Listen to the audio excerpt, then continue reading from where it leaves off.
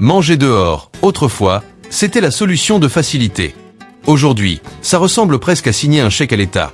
On le fait en traînant des pieds, avec la sensation désagréable de voir l'argent filer on ne sait trop où. Mais au milieu de ce paysage un peu morose, une surprise. Toutes les villes américaines ne vivent pas la même réalité. Il existe même 10 endroits où manger au restaurant est devenu un luxe tellement extrême que la majorité des habitants est retournée au fourneau, un peu par obligation. Dans cette vidéo, on va décortiquer ville par ville ce qui se passe réellement. Les enjeux économiques, les décisions politiques, les taxes, les chaînes logistiques, bref, tout ce qui explique pourquoi certains restaurants sont à deux doigts de mettre la clé sous la porte. Numéro 10, Miami, Floride. Direction Miami.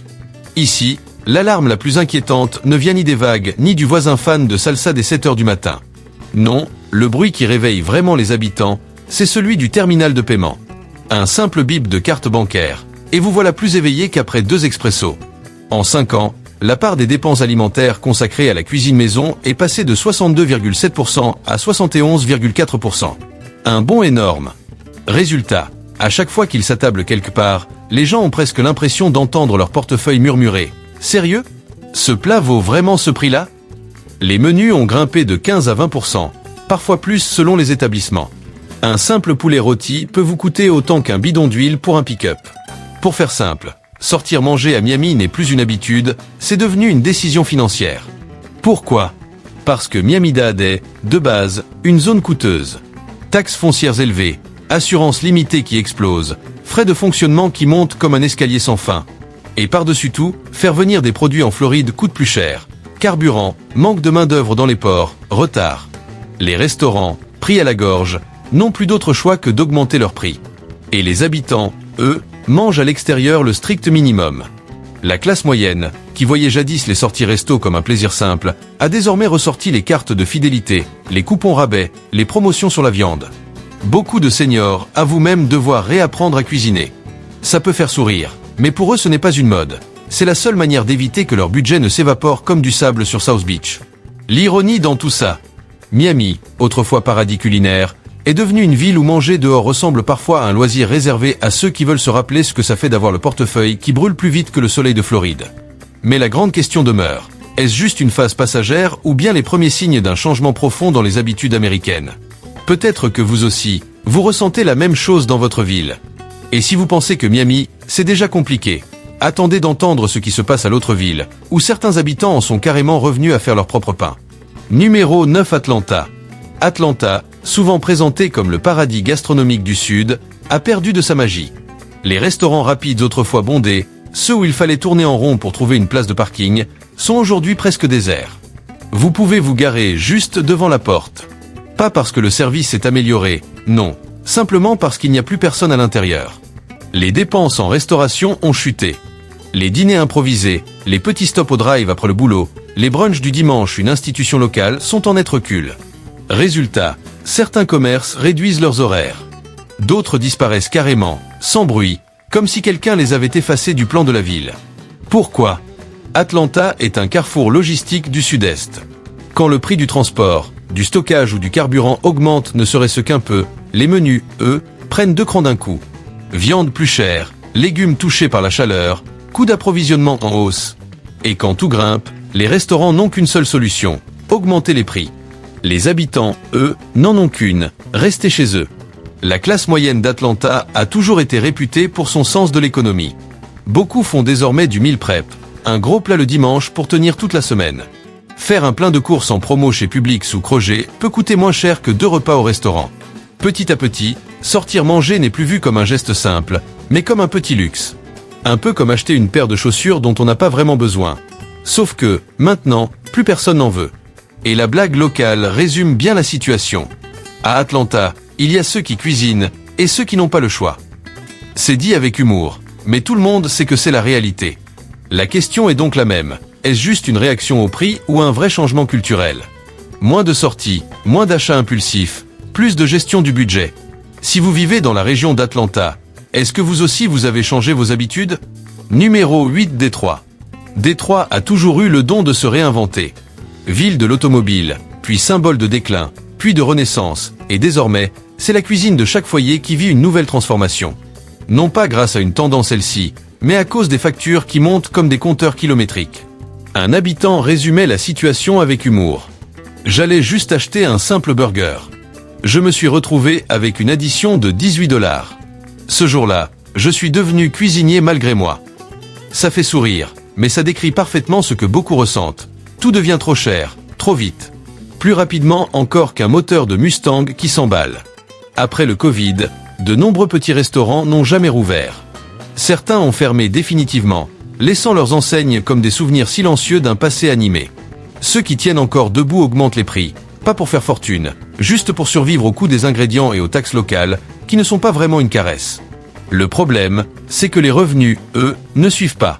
Quand le salaire minimum progresse à petits pas et que les prix des repas, eux, bondissent à grandes enjambées, le résultat est simple. Ce qui devait être un moment de détente se transforme en séance de calcul mental pour savoir quoi sacrifier ce mois-ci. Alors, les habitants sont retournés en cuisine. Pas pour suivre une tendance bio, non, juste pour ne pas avoir à choisir entre le dîner et l'essence. Beaucoup achètent en promo, viande congelée, conserves, légumes surgelés. Le rythme industriel de Détroit s'est même invité dans les cuisines, avec des familles qui préparent les repas pour toute la semaine en avance. Et la phrase qui circule en ville fait sourire et réfléchir. À Détroit, un burger à 18 $ peut faire de vous un chef étoilé à la maison. C'est drôle, mais ça pousse aussi à se demander, cette renaissance de Détroit inclut-elle vraiment le fait de revenir aux habitudes de nos grands-parents ? Ou est-ce juste que le coût de la vie a dépassé toutes les limites ? Et vous, avez-vous déjà changé vos sorties au restaurant à cause des prix ? Parce que si vous pensez que Détroit est déjà à bout, attendez la prochaine ville, où cuisiner à la maison n'est plus une tendance, mais carrément la norme. Numéro 7, Chicago, Illinois. Chicago est une ville connue pour deux choses, son froid mordant et sa pizza façon deep dish, aussi lourde qu'un parpaing. Mais depuis quelque temps, un autre sujet pèse bien plus sur les esprits, l'allure à laquelle les portefeuilles se vident. Et ici, ça fond plus vite que le fromage filant d'une part de pizza. Sortir manger à Chicago n'est plus seulement coûteux. Les prix s'envolent de manière régulière, bien au-delà de l'inflation habituelle de 2 ou 3%. En clair, un repas du soir qui coûtait 40 $ il y a peu peut facilement grimper à 50, parfois 60. Même un simple encas ressemble désormais à un petit investissement. Résultat, les habitants ont réagi comme savent le faire les Chicagoans. Ils ont levé le pied. Moins de déjeuner sur le pouce, moins de restos improvisés. Les petites enseignes, qui dépendaient de leur clientèle fidèle, voient leur affluence chuter de 30 à 40%. Non pas parce que les plats sont devenus mauvais, mais parce que les clients observent l'addition et concluent tous la même chose. Bon, on rentre cuisiner. Pourquoi la situation s'est-elle tendue à ce point ? Parce que Chicago est l'une des villes les plus difficiles du pays pour tenir un restaurant. Entre taxes élevées, loyers prohibitifs, coûts de main-d'œuvre en hausse et hivers interminables qui ralentissent tout transport de marchandises, chaque maillon de la chaîne renchérit le suivant. Quand le prix des ingrédients grimpe, les restaurateurs n'ont qu'un levier, augmenter leurs tarifs. Et la boucle se répète, sans aucune pause. Forcément, la classe moyenne et les personnes âgées, qui avaient l'habitude de manger dehors comme on prend sa respiration, se replient sur leur cuisine. On prépare des marmites géantes pour plusieurs jours, on fait ses sandwichs à la maison, et surtout, on évite les chocs émotionnels au moment de payer. Certains plaisantent en disant qu'à Chicago, la deep dish n'est plus une pizza, mais un deep pocket, une affaire de gros budget. C'est drôle, mais ça touche juste, la nourriture reste délicieuse, mais la note fait mal. Et si vous pensez que Chicago a atteint un seuil critique, attendez d'arriver dans la ville suivante, où beaucoup ont tout simplement abandonné l'idée d'aller au restaurant. Numéro 6, New York. New York reste la fameuse ville qui ne dort jamais. Mais en ce moment, ces restaurants, eux, semblent somnoler. Il suffit d'entrer dans un petit café de Manhattan au petit matin pour le constater. Plus de chaises libres que de clients, et le grésillement des poêles plus audible que les conversations. Même un petit-déj simple, tartine, café flirte avec les 20 à 25 $. Sur un mois, la somme devient vertigineuse. Le prix du petit déjeuner rivalise désormais avec une journée de parking à Midtown, ce qui, pour les New-Yorkais, est tout sauf anodin. Beaucoup se replient donc sur la cuisine maison, version batch cooking. On prépare un énorme plat, on le répartit dans des boîtes, et on tient toute la semaine. Ce n'est plus une tendance Instagram, mais une stratégie de survie face à un coût de la vie qui grimpe aussi vite que les gratte-ciel. Pourquoi ces tarifs extravagants ? Les loyers commerciaux explosent à New York. Non pas en progressant doucement d'année en année, mais par bons brutaux. Pour certains restaurateurs, payer leur local revient littéralement à rembourser l'hypothèque d'une petite tour.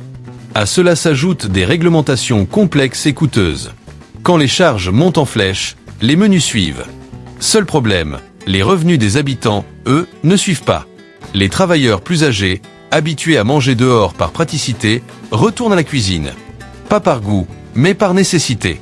Quand il faut choisir entre un repas sur le pouce et le budget médicaments, la décision est vite prise. On plaisante ici en disant qu'un simple omelette peut mettre un compte bancaire au bord des larmes.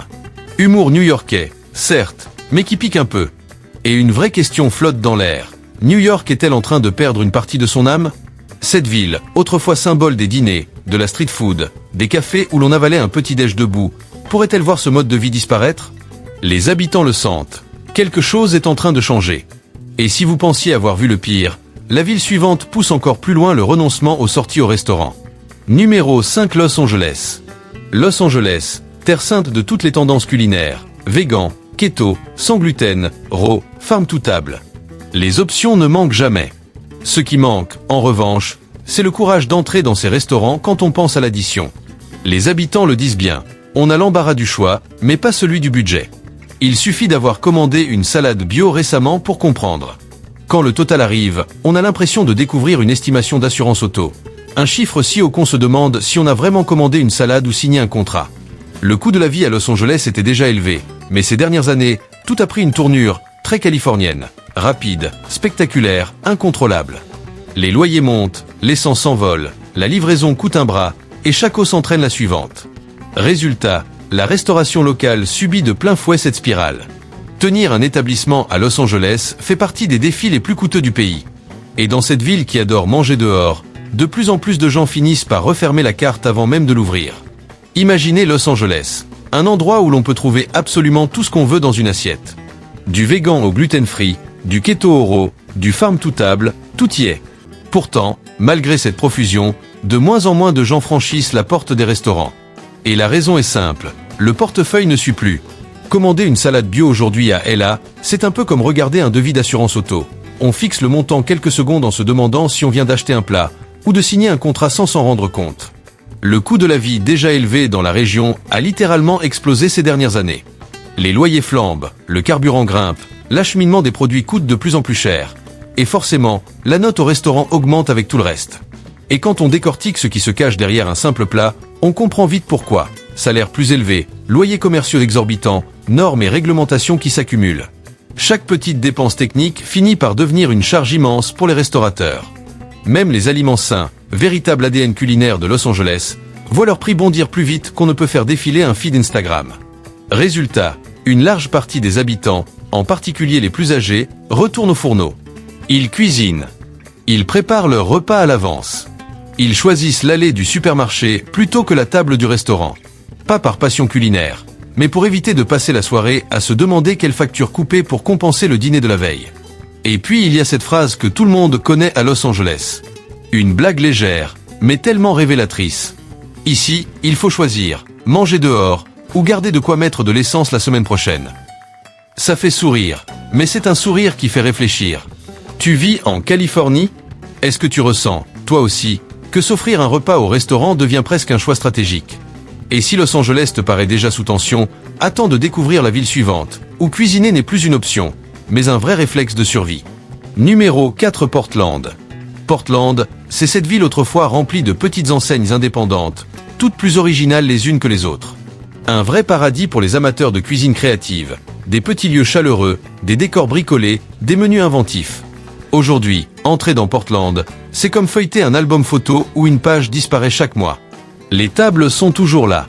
Les lampes aussi. Mais les portes, elles, restent fermées pour de bon. Un restaurateur local a résumé la situation avec une phrase d'une honnêteté désarmante. « Je n'augmente pas mes prix pour gagner plus. Je les augmente pour éviter de couler. » Et ça reflète parfaitement ce qui se passe. Les tarifs ne montent pas pour repousser les clients, mais pour permettre aux restaurants de rester debout. Après la pandémie, beaucoup d'établissements emblématiques n'ont jamais rouvert. Pas de scandale, pas de grande annonce. Un jour, les habitants passent devant leur café préféré et constatent qu'il n'existe plus. Ceux qui ont survécu ont dû augmenter leur prix, encore et encore. À tel point que les clients, eux, ont fini par s'en aller. Les coûts se sont emballés dans 3 directions. Matières premières, main-d'œuvre, taxes. 3 poids lourds attachés aux chevilles d'un coureur qui essaie de finir un marathon. Ajoute à cela la baisse de population. Beaucoup ont quitté Portland et tu obtiens une équation impossible. Moins de clients, mais autant de dépenses. Aucun restaurateur ne veut jouer à ce jeu-là. Les personnes âgées, qui avaient pour habitude de se poser en terrasse pour passer le temps, sont maintenant forcées de retourner en cuisine. Non pas par envie, mais pour éviter de découvrir un ticket qui leur ferait pousser un soupir de découragement. Et, fidèles à l'esprit décalé de Portland, les habitants plaisantent en disant « Ville capitale du fait main. Maintenant même le dîner est fait maison ». C'est amusant, mais parfaitement révélateur. Les portefeuilles ne peuvent plus suivre l'esthétique culinaire si chère à Portland. Et une question revient souvent. Si une ville aussi gastronomiquement forte que Portland voit ses habitants abandonner les restaurants, à quel point le problème est-il profond? Si Portland t'intrigue déjà, la ville suivante replace carrément la cuisine dans la catégorie survie. Numéro 3, Phoenix. Phoenix, tout le monde la connaît pour sa chaleur. Mais ces derniers temps, les habitants ont une nouvelle phrase humoristique. Franchement, 43 degrés Celsius dehors, c'est presque plus agréable qu'une addition au restaurant. On en rit, mais c'est très sérieux. Les vagues de chaleur deviennent plus longues, plus intenses, et elles frappent directement les commerces. Les restaurants doivent faire tourner la climatisation à plein régime toute la journée. Leurs factures d'électricité décollent. Les coûts de conservation alimentaire grimpent jusqu'à 30% à certains moments. Dès que les congélateurs peinent à suivre, les prix au menu montent immédiatement. Et la réaction des habitants est simple. Ils arrêtent de sortir manger. Pas par amour du tablier, mais pour éviter de payer 5 à 10 $ de plus juste pour financer la clim du café. Il y a un autre facteur. Phoenix attire énormément de nouveaux résidents. Beaucoup viennent parce que le logement y coûtait moins cher qu'ailleurs. Mais les restaurants, eux, ne se sont pas multipliés assez vite. L'offre stagne. La demande explose. Les prix suivent la logique implacable que tout le monde connaît. Ajoute à tout ça une infrastructure qui n'était pas du tout conçue pour des étés aussi longs et aussi brûlants. Et tu obtiens des factures d'électricité qui font grimacer toute la ville. La classe moyenne, qui avait l'habitude de manger dehors le week-end, retourne désormais aux repas simples, aux cuissons rapides, aux courses économiques. Beaucoup de familles racontent qu'elles économisent 2 cents à 300 $ par mois juste en restant à la maison. Pas de repas sophistiqués. Juste du pratique. Et si tu demandes aux gens comment ça se passe, ils te répondent. À Phoenix, même l'addition du restaurant est brûlante. Une petite blague, qui résume tout. Alors, Phoenix traverse-t-elle une période difficile? Ou est-ce le signe qu'un simple dîner au restaurant devient petit à petit un luxe du quotidien? Quand une ville grandit plus vite que ses infrastructures, est-ce normal de voir les habitudes alimentaires changer au point de devenir méconnaissables? Et si tu pensais que Phoenix était suffocante, attends de voir la prochaine ville. Ou même le brunch du dimanche n'est plus une évidence. Numéro 2, Seattle. Seattle, c'est la ville où tu peux trouver un latte parfait à tous les coins de rue. Le café, ici, ça réchauffe. Mais le portefeuille, lui, se refroidit. Beaucoup de résidents plaisantent en disant qu'ils carburent désormais au café, juste pour éviter le coût du dîner. Ce n'est pas totalement faux. Seattle a toujours été cher, mais ces dernières années, les prix au restaurant se sont envolés. À tel point que sortir manger est devenu une décision réfléchie, presque comparable à l'achat de billets de concert.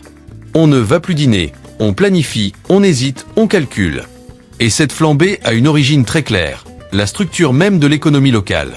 Le salaire minimum élevé est une bonne nouvelle pour les employés, mais cela augmente mécaniquement les coûts de service. Les loyers des locaux sont élevés. Les taxes aussi. Quand toutes les dépenses grimpent simultanément, les restaurants n'ont d'autre choix que d'augmenter leurs tarifs. Sauf que les revenus des habitants, eux, n'augmentent pas au même rythme. Résultat, un simple repas léger peut coûter plus cher que 2 lattes et un paquet de noix bio. Et là, on comprend immédiatement pourquoi Seattle connaît une vague de cuisine maison. Pas une tendance celle-ci. Pas un mouvement lifestyle. Juste une nécessité budgétaire. Les gens préparent des plats simples, achètent moins cher, reviennent à l'essentiel.